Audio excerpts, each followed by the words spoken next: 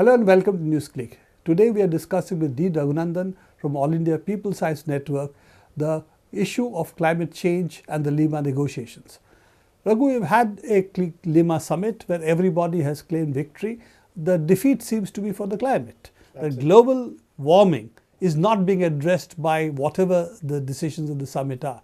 So what do you think are the issues that needed to be addressed which have not been addressed in the Lima summit? The main target and the goal that should have been addressed in any of the summit is what kind of an emissions control regime does the world require in order to meet the goal which has been set, which is to keep temperature rise below 2 degrees Celsius. So there's only a finite amount of carbon that the atmosphere can take if you want to keep temperature below 2 degrees Celsius. That point has not been addressed frontally in this. So if you look at it, various parties have made pledges. Raghu, let me come to the point that you made, that if we have to have 2 degrees centigrade rise as our limit, there is a finite carbon budget that we have to have. So how much of the carbon budget we've already spent and how much carbon budget exists? Well, we have spent more than 50% of the carbon budget, the total already, and you've got about half of it left, about 1,000 gigatons, if you want to keep 2 degrees centigrade as the goal. So we are talking about the global carbon budget. Yes. So you are saying the carbon budget has not been a part of the negotiations at all? Well, it has never been addressed in terms of the carbon budget, which in itself would not have been too bad, provided, okay, instead of addressing it as total cumulative emissions, you break it down to saying if these are the total cumulative emissions your country has got as a budget between now and 2050, let's divide it up and say every year on an average you'll have so much. Then it's up to you whether you eat up most of that average today or you postpone it by 5 years later, but you've got a cumulative score. The pledges that country have given now is in the nature of we will reduce our emissions by so much compared to present levels. Now these are pledges in what has now come to be known as a bottom-up method. Every country has decided on its own, this is what we will reduce. But this was supposed to be a pledge and review process. The review part has been completely forgotten. People like us, you know that the Delhi Science Forum along with the TIS has developed this model, and we have argued that this total carbon budget should be divided up between nations on the basis of per capita entitlements. And per capita entitlements going back to history, from which you subtract what each country has done, and that gives you what is remaining as a fair share, what should be a fair share for each country based on per capita entitlements. That should have been the way things have worked.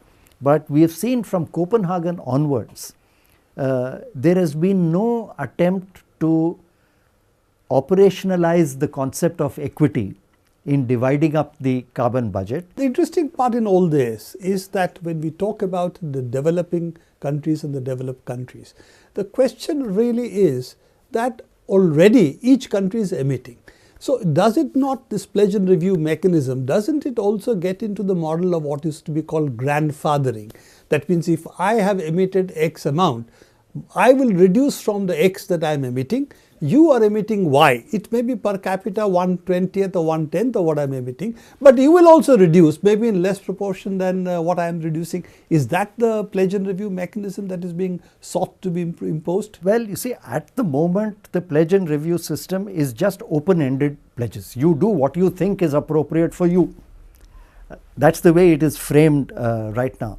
The Europeans have been pressing for a review based on a calculation of totaling up these pledges, seeing whether they are adequate to meet the 2 degrees. But this still does not address the issue of historical emissions, does not address the issue of per capita entitlements. Raghu, as you remember, the model clearly showed that there is no chance of the least developed countries, the LDCs, as well as countries like India, ever getting the fair share. In fact, the only countries which might get their fair share as an emerging economy was China and maybe South Africa. There are really no others who have relative to the rest, have per capita emissions which are growing and could in the future, because of China's population, could be significant. But there's no question of anybody else getting a fair share. So in this context, if forgetting even the per capita entitlements, forgetting the fair share, does this climate change negotiations take us anywhere, or is it a mechanism to see that the future emissions also are captured? Because the more you delay, the more you capture the carbon space. So these negotiations are really a ploy to capture more and more carbon space. In a sense, yes. But it is also capturing more carbon space at the expense not only of the developing countries and their energy utilization, their economic growth, it's also at the cost of the planet as a whole. You can capture the carbon space today, but it will be at the cost of staring at temperature rise not of 2 degrees Celsius, but of 3 degrees or 4 degrees. And those who have more money, those who have already built up the infrastructure, will perhaps be able to withstand the climate impacts that this will cause more readily, or better able to do so than the developing countries or the poorer countries. The question comes up is, what is the role of countries like India? For instance, India did play an important role at one point, bringing the equity principle, but it seems to have completely taken a backseat in this kind of negotiations. Absolutely. And unfortunately, this time also, India has not put forward any ideas. Now, when you are dealing with negotiations of this kind, complex negotiations, where everything gets boiled down to a few paragraphs which should contain the core of these ideas, once again what India has done is waited for the developed countries to put forward an idea, it gets into the draft, and then you respond to it and put a comma here or a semicolon there and change shall to may, and then you come away feeling satisfied.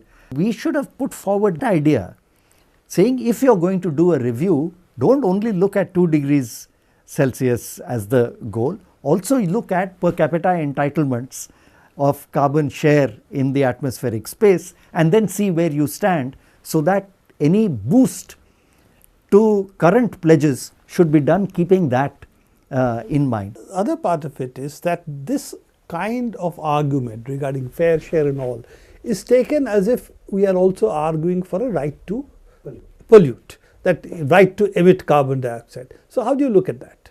Well, clearly it is not. If you are looking at this from the perspective that here is your atmosphere, which has got a finite amount of carbon that it can take, and every individual has an entitlement to these global commons, which should be equal. And on that basis, every nation will have a per capita entitlement, or an entitlement proportional to the population of that country. So what we are arguing about in terms of fair share entitlement is, since we have missed it in the past because you have grabbed, that is the developed countries have grabbed more, then running into the future you reduce so that we can go up, so that ultimately you will come to a even keel. Now this even keel proposition unfortunately is just gone by the wayside. The question is, okay, there is a cap, everybody has to cry halt, Yeah. no more carbon At some emissions. point, yeah. At some point. What happens to those who are less developed? How will they be affected? Well, of course energy costs will go up, because with all the drop in prices of wind and solar, they are still expensive compared to coal power, conventional power. Many countries like China, for example, in counting its renewables total, counts wind, solar, hydro and nuclear to total up this mix. And the problem is, you can have any of these barring nuclear, they are all time dependent.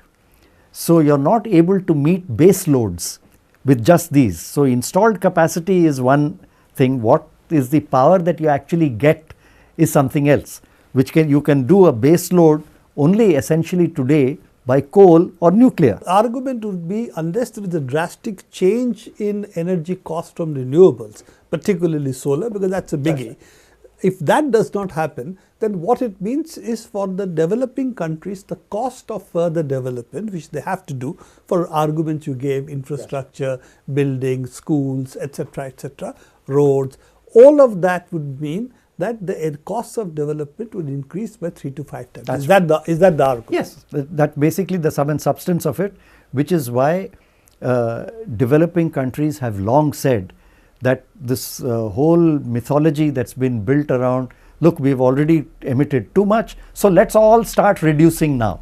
Really doesn't, it's not possible for a country like India, for example, which still has half its population without electricity, no access to public transportation, and the housing.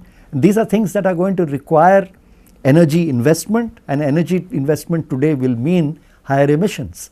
So there's no way in which we are going, even China in its latest joint statement with the US has pledged to peak its emissions to reach a maximum only around 2035, which means it's another 20 years they are going to keep raising their emission levels.